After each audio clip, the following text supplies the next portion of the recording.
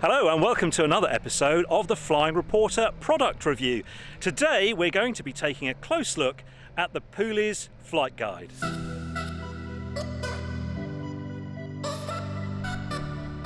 The purpose of my flight today is to continue breaking in India Victor's new engine cylinders, and because it hasn't flown for a couple of weeks, I'm going to give it a good run.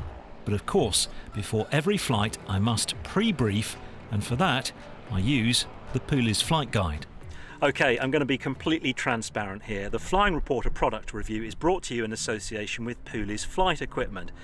The idea is they pay me a fee, they send me products, I review them, they get exposure on the channel, and in the ideal world they'll sell some more products. That's how the relationship works. Now, Pooley's make the flight guide that I'm reviewing today, and so you might rightly ask, how can I give an objective review of the Pooley's flight guide if they're paying me a fee to review it? Well, what I will say first of all is that I only work with businesses and companies whose products and services I truly believe in. Secondly, the nature of my relationship with you is built on trust, and that's so much more important to me than any modest fee or commercial arrangement. And finally, Pooley's know all of this and they're cool with it, right? They know that if they send me a product, I review it and I don't like it, that's part of the game, that's fair enough. So we're going to review the Pooley's flight guide. I'm going to give you my honest opinion, and you can judge for yourself whether this is an objective review or not. The Pooley's flight guide is predominantly a directory of UK aerodromes. They're listed in alphabetical order, with colour diagrams showing the airfield layout, hazards and noise abatement areas. Frequencies, airfield elevations and runway information is all detailed, along with joining instructions, circuit heights and directions. Where known, the guide will usually tell you what the landing fees are, what fuel is available, and list useful telephone numbers and email addresses. But the flight guide is more than just an airfield directory. It's a useful cockpit companion in many respects. Just having a look through some of the first few pages here, we've got a breakdown of what all the different airspace means: Class A, Class B, Class C, Class D and so on and so forth. We've got interception procedures here, which we're legally obliged to carry in the aircraft anyway. A reminder of what VFR flight rules actually mean at different heights and altitudes. Special VFR flight rules, we rarely fly them, do we? But they're here, it lists what they mean. And here on page 25 we've got a useful chart showing the areas of coverage and the frequencies of the UK's lower airspace radar services. So if you've forgotten something in the cockpit or need some information when flight planning, there's a good chance it'll be in here. Can you honestly say that you remember all your marshalling signals? I know I need a refresher. Well, they're here too. In all, more than 900 airfields are listed, including some in northern France, the Channel Islands, the Isle of Man and Northern Ireland. Farm strips, glider, microlight and helicopter sites are all listed, but only with coordinates and field elevation. That's quite a lot of pages, and the physical flight guides take up quite a bit of space in your flight bag. They're not light either. They come in effectively three different versions. You've got the spiral bound version, that's this one here, spiral bound of course, and the pages are quite easy to flick through. They're quite loosely bound together. That comes at £29.50. You've got the perfect bound version here, which is bound a bit like a book, and the pages are tightly and neatly bound together. Again, the same price, £29.50. There is a third version, and that is the loose leaf version. So you can buy the loose leaf pages of the flight guide. They come with punch holes. That costs £39.50. You can buy a Pooley's binder for it, which is a bit like a folder, and that will cost you in total, with the loose leaf pages and the binder, £49.50. Now, aerodrome information changes all the time, doesn't it? Frequencies change, runway lengths get shortened and lengthened and so on. And the way that Pooley's deal with that, with the spiral bound and the perfect bound, is via an email amendment service. So you sign up to this, it's free, and they will email you the updates when they come about, and then you have to physically write in the changes to the numbers and the frequencies and the addresses and email addresses and so on into your pages. With the loose leaf version, they actually send you a physical replacement page or physical replacement pages up to, I think, 4 times a year.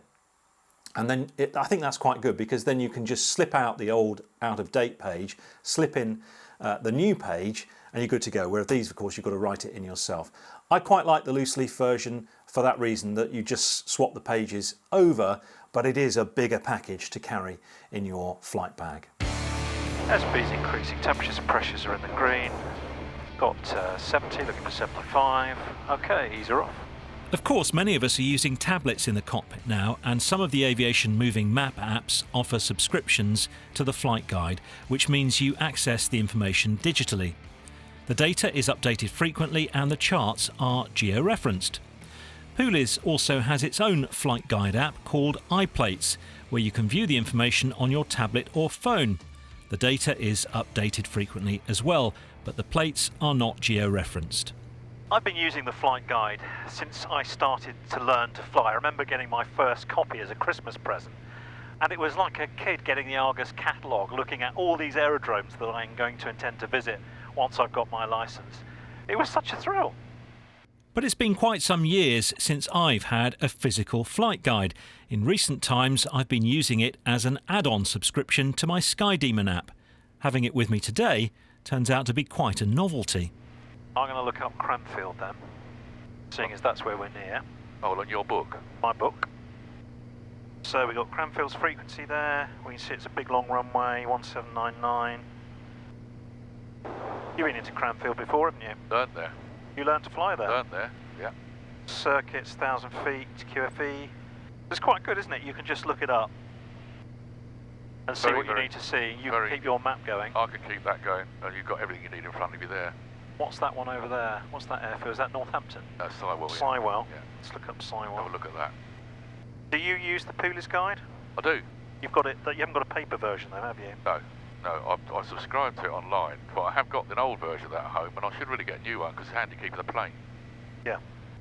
Strictly PPR. It is, yeah. So they've got main hard runway and a few grass. The thing about that is it's all in front of you easily, isn't it? I think so. I mean, do you know what? I think I've missed having this. You know, I've been relying on the subscription that I get on Skydemon. Yeah. And it's useful having all the aerodrome information there, because you can also geo-reference it and overlay it and everything. But if you're flying somewhere, maybe you've got to divert or something, if you're looking up on there, you lose your GPS position. Yeah, exactly. So you've only got one thing at a time, whereas that you've got by there and you've got that. Yeah. The good thing about this also is it's not just the guide, it's all these extra bits. I mean, look, you're terrible at marshalling signals. I've seen you being marshalled before, John. What? I've seen you being marshalled before, and I've seen the marshaller just throw his hands out because. Well, there is that. I may not be that familiar with marshal. I thought there was a sign he was doing when he threw his hands out. So you got it's a good learning aid, and that is. I didn't know there was there. Yeah, that's quite useful. That's good. Sunset, sun. That's so good. Today, where are we now? We're in February, first week in Feb. We're in London. 16:58 is the sunset. Better get a move on then. There's just one bit of feedback that I give to Pooley's about the flight guide. And I think to some extent they're a bit of a victim of their own success, because they now have so much information in here, which is fantastic, but it does mean you can sometimes miss the pertinent information because it's buried. And what I would say is that I think it could do with a bit of an edit, cutting out some of the stuff that's not needed. We don't need to be told as pilots, or we shouldn't be needed to be told as pilots, check your NOTAMs. Shouldn't be, no. No. We shouldn't need to be told, make a downwind call in the circuit. But we're meant to do that. Yeah. Why should that should...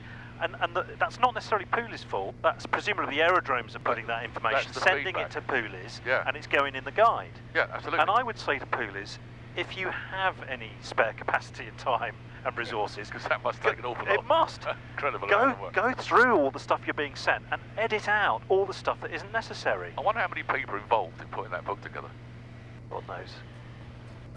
So that would be my feedback. My only feedback. It's to Pooley's. I mean, it's a wonderful thing.